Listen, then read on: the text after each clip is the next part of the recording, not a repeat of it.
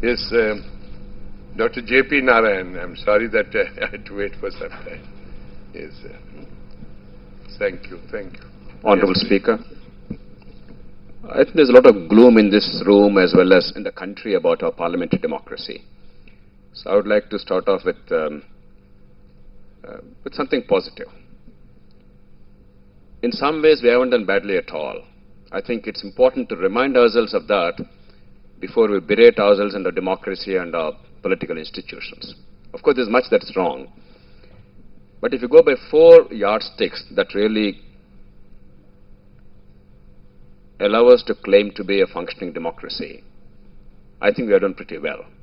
Competitive elections, we certainly have competitive elections, and we have thrown out governments persistently, and you so rightly pointed out in 1977. I don't think anybody really believed it would happen. We all dreamed it would happen. We didn't really believe it would happen. I was a young man at the time, hoping that the tyranny would end, and the way the people responded was magnificent. So competitive elections. Political freedoms, which are so necessary for this competition to be real. With all our distortions, I think there is real political freedom in this country. All of us can say pretty much what we like. I don't think there's real fear of being jailed or mugged or worse in this country. The winners do not punish the losers merely because they happen to be the losers. We have many of our neighboring countries and elsewhere where you may lose your head, not merely freedom, merely because you lost the election. And the elected government is truly in power, not a coterie or a junta. I think these 4 are of inestimable value, and we should recognize those before we look at the problems. So I would like to specifically state these things. Not that we do not know, but I think we have to have a more rounded appreciation of what's happening in democracy. The second broad point I'd like to make is, increasingly, democracy is so delegitimized in this country that many people are tempted to look at illiberal, undemocratic solutions. For instance, there is a belief increasingly that the rise of the unelected, that is better for the country than the elected. I think that's a very dangerous delusion. Many people have written books about the unelected, written books about the constitutional organs. The Honorable former Chief Justice, he had the courage to state that there were some distortions because the Parliament, for a variety of reasons, yielded space. In this case, to the judiciary, he was somewhat delicate, but I think I should be somewhat more indelicate and then state it openly. You have been stating it very repeatedly. Yielded space, and I think it's a perversion of our democracy and constitution to think that the judges can name their own successors. No functioning democracy in the world allows that to happen. It is very clearly, unquestionably a perversion of the constitution. That the lawmakers did not have the courage and the gumption to stand together, even though they believe it passionately, to stand together and correct the distortion is actually a very sad commentary on the way our democracy is functioning, and that must be corrected soon. Otherwise, increasingly, we will fall prey to the temptation to believe that a non-democratic organ of state is always a better organ. The middle class tends to believe that a politician by definition is bad, politics by definition is utterly dangerous and criminal and villainous, and therefore anything non-political is perfectly acceptable. There's nothing more dangerous than that. Having said that, you raised the issue of what happened in Parliament during the confidence vote. And I, along with millions of our countrymen, am deeply grateful to you for invoking the inherent provision by which the House can expel its own members for conduct unbecoming of the members. It was invoked only twice before you did that. I think one case was H.G. Mudgal, before the first Parliament was elected, in fact. The second was when Mrs. Gandhi herself was expelled for contempt of the House or for misleading the Parliament or Parliamentary Committee. But otherwise, nobody dared to do that. You did that. But I would like to emphatically submit that the roots of the problem are not technical. They are not in the House. What is seen in the House is merely a symptom of the much deeper malaise. Dr. Shri Tharoor mentioned that. Dr. Bhaskar Rao mentioned that. And the Honorable Member of Parliament, Mr. Ranjita, mentioned that. I think we should go into the core of that issue. There are three big symptoms of this deeper malaise, and I would like this body to look at that very dispassionately. It's not enough to simply say things are bad and express our angst. The first is the divisions. The Secretary General mentioned in his presentation initially, and you mentioned that, the fractured politics and the divisions, the way things are happening in Maharashtra now, the Northeast, the sub-regional passions aroused persistently in many parts of the country, or the way Delhi itself was paralyzed, the national capital was paralyzed in a country as large as 1 billion people because of a Gujjar Meena agitation. It could happen again tomorrow. We only temporarily pushed it under the carpet. It could happen tomorrow again on the caste issue of reservations. You can clearly see political commerce made out of these fractious divisions in society. And it makes abundant short-term political sense for politicians and parties to play up to these tendencies. And there's a systemic problem we cannot ignore. There's no point telling them to be patriotic, to be national, when to be national means to lose the election. So how do we create an environment in which that changes? Question one. Two, I'm grateful to Dr. Bhaskar Rao for raising the important question. Mr. Shyam Benegal, like many well-meaning, intelligent citizens deeply concerned about democratic values in the country, and the Prime Minister himself belongs to this category, is arguing for state funding. Dr. Manmohan Singh repeatedly said that. With due respect, sir, that simply is not the solution at all. The concept is sound. The problem is, as Dr. Bhaskar Rao mentioned, in many states, the expenditure for a state legislative office, in fact, in all this discussion, we're talking about the Parliament. With due respect, Mr. Speaker, the real problem of India is in the states. The Parliament is more of a symbolic value. The governance, the good and the bad, and the politics, the good and the bad, is really in states. And therefore, any discussion to be meaningful has to really encompass the state legislatures and the way democracy is functioning there at the grassroots level. For a state legislative office, let alone a parliament, Loksatta office, the typical expenditure in my state of Andhra Pradesh by a major party would be of the order of 5 to 10 crore rupees. I am not exaggerating, Mr. Speaker, a bit, and you know by now very well. Every member of parliament who knows Andhra Pradesh, or Karnataka for that matter, understands that. I was saying it'll be more. I tend to be conservative in these numbers. In the next election in Andhra Pradesh, easily we will see an expenditure of about 15 crore rupees by at least 3 major formations for each assembly constituency in Andhra Pradesh. And that means about 4,000 crores in Andhra Pradesh alone. Most of this expenditure is not for campaigning. The reason why public funding will not work is 80 to 90% expenditure is to buy the vote straightforward with money and liquor. It does not mean that the money will guarantee election. It does not mean high expenditure guarantees election. Sometimes it does not. But it means that non-expenditure guarantees defeat. Huge expenditure has become a necessary condition but not a sufficient condition. So we must not confuse between the non-success of high expenditure for robustness of our democracy. There is a huge entry barrier which prevents ethical politics to enter. The reason why the good people do not enter is the good guys come last. They simply have very little chance of getting elected. There still are a few exceptions like Bengal, like Kerala, like Gujarat in many ways. There are still a few exceptions individually because the stature, the towering stature of an individual, you may get elected. You may still overcome these barriers. But I'm talking about the overwhelming majority of members of parliament or the state legislatures in the country. The exceptions only prove the rule. We must not go by the exceptions. When money transferred to the voters and inducement is the primary determinant of the outcome, any amount of state funding will not solve the problem. And in fact, many members of parliament, unfortunately, are not sufficiently aware the 2003 law on electoral funding in the country is an exceptionally sound law, except that it simply is observed in the breach. Nobody cares, because if the expenditure is legitimate and fully accounted and accountable, then the law will work. If the expenditure is illegitimate and unaccounted and unaccountable, no law will work. It's as simple as that.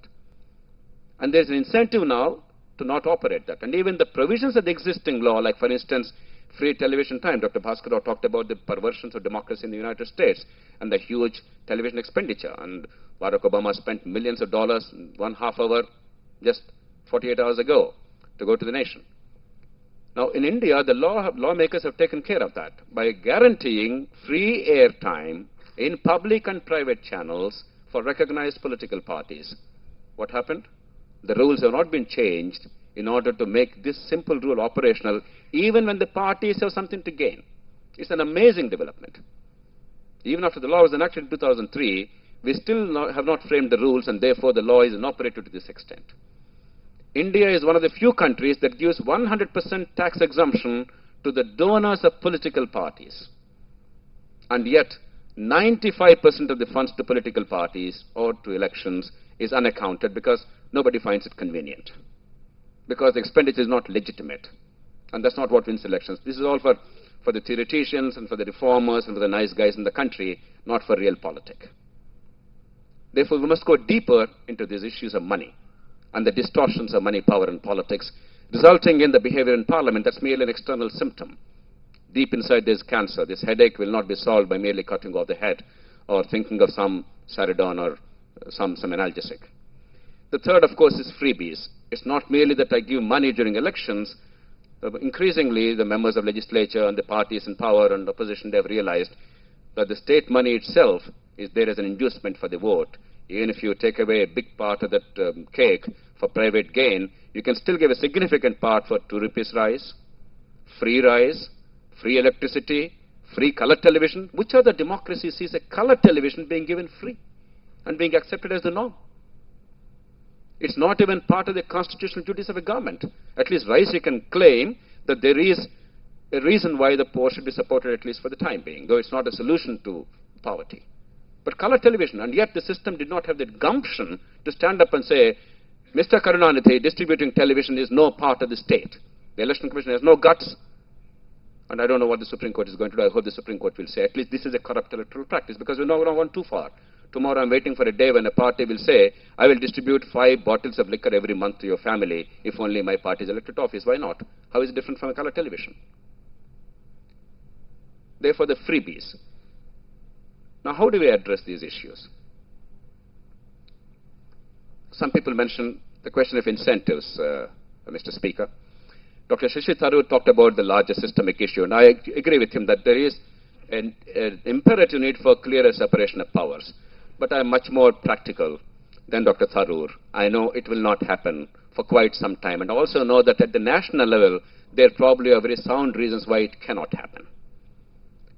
North-South, Hindu-Muslim, Hindi, non-Hindi. We have so many fractures and divisions in a very complex and diverse society, why at the national level, probably the country cannot invest that kind of authority in one functionary, though that functionary actually is weaker than an elected prime minister who more or less controls both the parliament and the executive branch of government. But these niceties are not adequately understood, therefore there are fears. I understand. But there are other elegant solutions to change the incentives. And the good news, I believe, is, and that's where my optimism comes from. Dr. Brahmachari talked about his optimism. My optimism is not irrational. I believe there are reasons why we must be optimistic. Good things will happen, big changes will happen, not because they are moral and they are right. Rarely does it happen so in politics.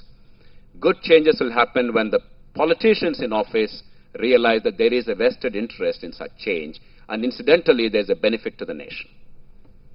And I believe there is now such a concomitance of circumstances coming today in the country in the next few years. The national parties are losing out very badly in our perverse electoral system. Today, in the 6 largest states of India, UP, Bihar, Maharashtra, Andhra Pradesh, West Bengal, and Tamil Nadu, not necessarily in that order, except in Andhra Pradesh, Congress party is a dominant player. In no other state is any of the 2 leading national parties major players. They're either non-existent virtually politically, or they're playing second fiddle to their local partners. It's an amazing development which is somehow ignored by all of us, because the parliament seems to be unaffected because of alliances and coalitions, and therefore we think this is not an unnatural development. Increasingly, as the national parties are coming below a certain threshold of vote, their seat share is falling well below their vote share, And once people realize that their vote does not translate into electoral presence, representative election, automatically that party dries up. Then you have a Hobson's choice. If you don't have an alliance with a local partner, you are zero in parliament from that state. If you have an alliance with a local partner, you are zero in the state because you don't contest in many parts of the state, and if you don't contest in politics, you don't exist. There is an extraordinarily cruel fate now hanging down the necks of the leading parties, and that's what happened in these states. Increasingly, it's happening in many other states.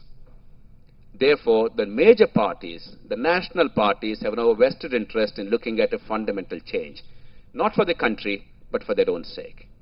And the country incidentally benefits. India is one of the handful of countries with a current electoral system. By a quirk of it, Dr. Tharoor talked about margarine versus butter when Attlee offered the presidential executive system, the clear separation of powers. But come to the first past the post system. It's an unnatural system which is accepted only by Britain and its former colonies and no other country on earth. Somehow we in India think that's the only normal political system operative in the world. Right now there are only 8 countries in the world that operate that. Even Britain's former colonies have rejected it increasingly. New Zealand has switched over to a proportionate system. Australia has a very sophisticated alternative voting system. And wonder of all wonders, Britain is giving up its own first past the post system. In Scotland, Wales and Northern Ireland, in the regional parliaments, Britain has a proportionate system. It has given up its first past the post system.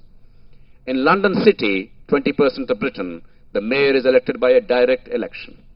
He is a presidential executive. Britain is giving it up. The British Parliament is the last institution in Britain that still sticks to this first past the post system. And Indians are the last living Englishmen, as somebody said long ago. And we stick to it like limpets. We don't realize that this is a totally unnatural thing. And this is hurt in the country because the marginal vote is all important today. It does not matter how honest you are, how capable you are, if the people's perception is that you are not likely to win, even if you are popular otherwise, you will not get the vote. It does not matter if you get 40% of the vote, or even 48% of the vote. It's the marginal vote of a few thousand that will make or break your political fate. And therefore, politicians are responding to that desperate choice. It's not because they're cruel or crooked. It's easy for us to say all these politicians are crooked. It's a ridiculous notion. Politicians can be honorable. Politicians can be ugly also. They have not taken a vow to destroy India. They have only taken a vow to do whatever it takes to come to power. And that's the function of politics. How can you blame that? Therefore, they are spending these vast sums in the hope of garnering the marginal vote. Because that 1,000 votes extra is the determinant of victory or defeat. And happily, it does not require a constitutional change to switch over to a proportionality model. All it means is a multi-member constituency model with a proportionality-based system. And you know some more than anybody else, the first 2 parliaments were elected in multi-member constituencies. There was no reservation of constituencies for SCs and STs in the first 2 parliaments in 52 and 57. Only because in one particular seat, Mr. V.V. Giri was unelected. He was not elected because he came number 2. The first seat was open in that seat because of a local quirk, a scheduled tribe, but a Raja scheduled tribe was elected. The second seat was reserved to a scheduled tribe. Both seats went to a scheduled tribe. The parliament panicked instead of finding a rational solution. Therefore, they started reserving constituencies since 1962 onwards. We could do it through a normal law. The constitution makers were very wise. They very carefully crafted the constitution to give us space to have a multi-member proportionate representation system. There's no reason to have this kind of a first past the post system. It is merely by a Representation of the People Act. Today, I believe the sickening feeling that many people get out of the first past the post system and the coalition governments and the corruption, and of course the notes for vote, whatever. This gives us tremendous opportunity. Post-2009, there is tremendous fear of even more fractured coalition. The unspoken fear in the country is even the sickening feeling that many people get out of the first past the post system and the coalition governments and the corruption, and of course the notes for vote, whatever. this gives us tremendous opportunity. Post-2009, there is tremendous fear of even more fractured coalition. The unspoken fear in the country is even the kind of cohesion that we found so far may elude us in the coming years. And it will almost certainly elude us. Increasingly in many states, because of the caste-based politics that Ms. Ranjita has talked about, many small parties are emerging with local clout without any kind of overall credibility and yet electoral presence, and therefore, even in states which earlier had stable governments, we now see an increasing specter of unstable and unethical coalitions. I'm a great fan of coalitions. I believe that stability for stability's sake is no good at all. Stability at the graveyard sometimes is more dangerous than instability. But unethical coalitions and instability mandated by money power is a very dangerous thing, and that's increasingly happening in the country, and it's more likely to happen in the future. Therefore, I believe there is now a desperate need for the major parties themselves to switch or accept that they are so bound by their own inertia, by business as usual, that they refuse to look at that once they're entrenched in power. Once they're out of power, they're powerless to do anything about it. But I think this vicious cycle must stop. My appeal to you, Mr. Speaker, is this is something that is eminently doable. Recall will not work for the reasons Dr. Tharoor mentioned. In a plural society, it's easy to join hands on caste and other grounds to defeat anybody. And in a country where people are perpetually angry and therefore they want to throw the bums out, the one dominant feeling in the country, except a few pockets of India, is somehow destroy the government of the day, somehow teach them a lesson, somehow send them out. In that prevailing climate, recall appears very nice, but it's not a very elegant solution. It becomes chaotic, it becomes extremely destabilizing, it becomes dysfunctional. Theoretically sound, I have no quarrel with that, but we must recognize the realities of Indian society and politics. And therefore, I don't think there are any technical fixes. I don't think it's a problem that can be solved by training. We require training, no question.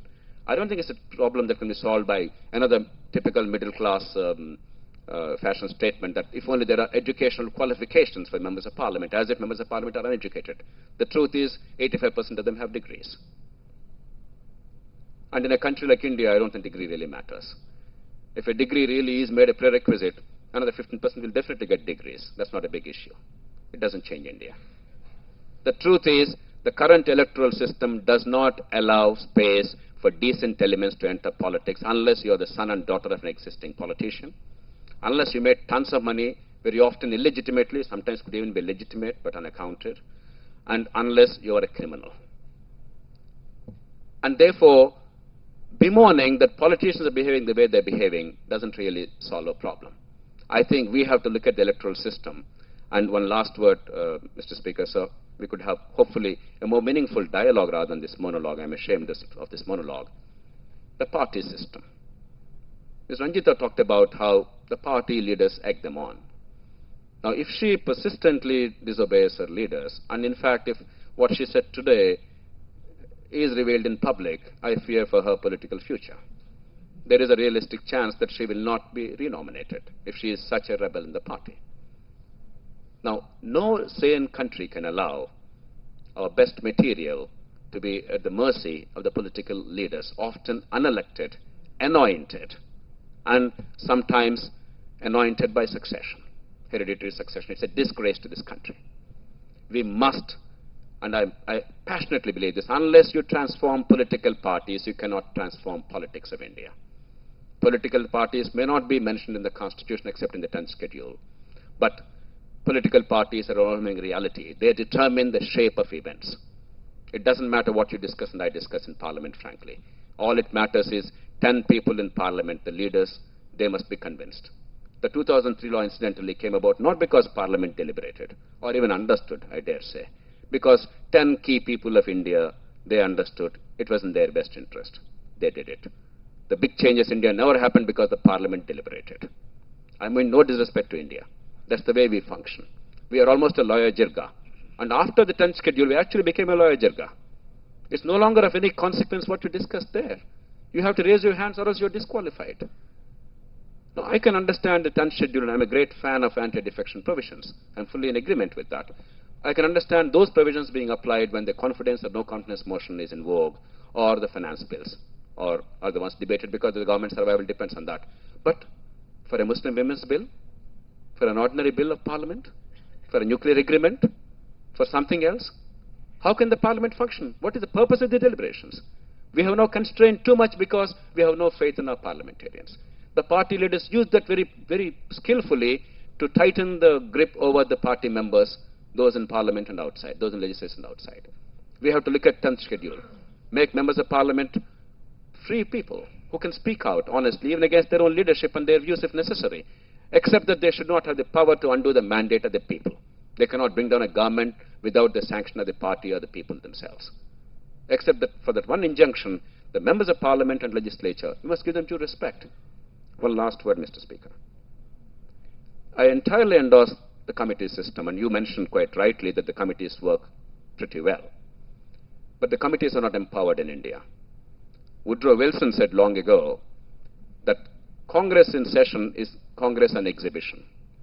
Congress in committees is Congress at work, and that's true with our parliament too. But because the committees are not empowered, not adequately empowered, while the committees do extremely valuable work, it is not finding expression in terms of the parliament's overall output. Nor do the members of parliament feel that they have a sense of satisfaction in doing an outstanding job. Empowerment would help. Sir, and in that... Would empowerment help, or all the vices will come into the system? Sir, I am a great believer in human nature. I believe if you design a system well, give incentives, the best in the human beings will come. After all, our first generation leadership in this country after independence was absolutely unmatched in the world. We are capable of that, and you are a standing testimony to that. So I have no reason to disbelieve that the best will come to the fore if only we create the right conditions. Now, frankly, to be a good member of parliament today, sir, what is the incentive? You get elected after enormous hardship, and in this wretched system, after spending tons of money, you're asked to raise your hands. Occasionally you can speak out. Rarely a speaker like you may pat an MP on the shoulder and say you've done a good job. Otherwise, where is the public esteem? Where is the opportunity to shape events for a member of parliament? Unless you empower the committees, you tell them that you can't vote against your party. You tell them you can't interfere in the executive branch of government because that is no-no.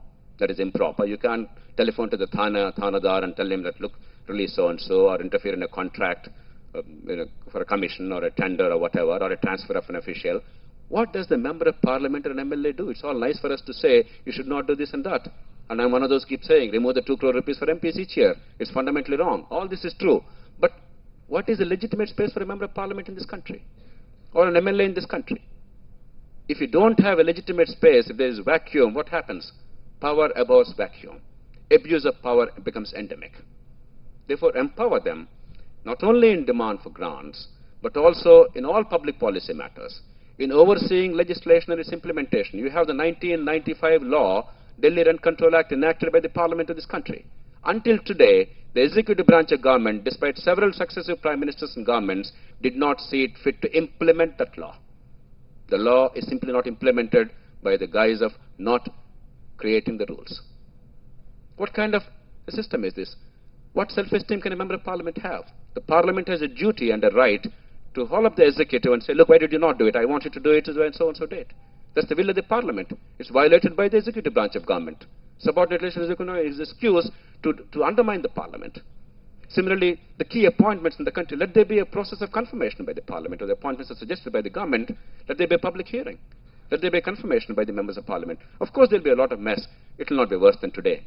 In my state, in the past 6 months, an honest official was transferred 5 times. There's no point pretending what's happening today is wonderful. It's rotten. Let it come out. Let people debate and discuss.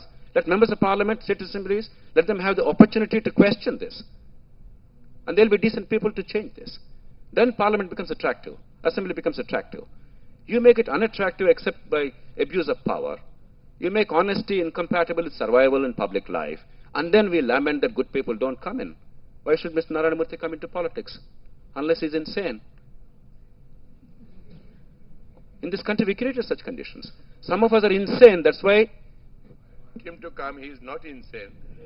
Even then I want him to... No, Mr. Speaker, that's the point I'm making. Many of us who are now into politics, I'm into politics now, and you are into it for the past 40 years, blemishless record, we don't allow the conditions to prevail in which a Dr. Manmohan Singh is fit to be Prime Minister of India, but cannot be elected to the lower house of parliament in our wretched electoral system. That is the tragedy of this country. And we're all pretending that that's not the case. If you want the best, you create a system that brings the best. You create incentives by which honesty can be preserved. And it's possible, and happily, it's necessary now.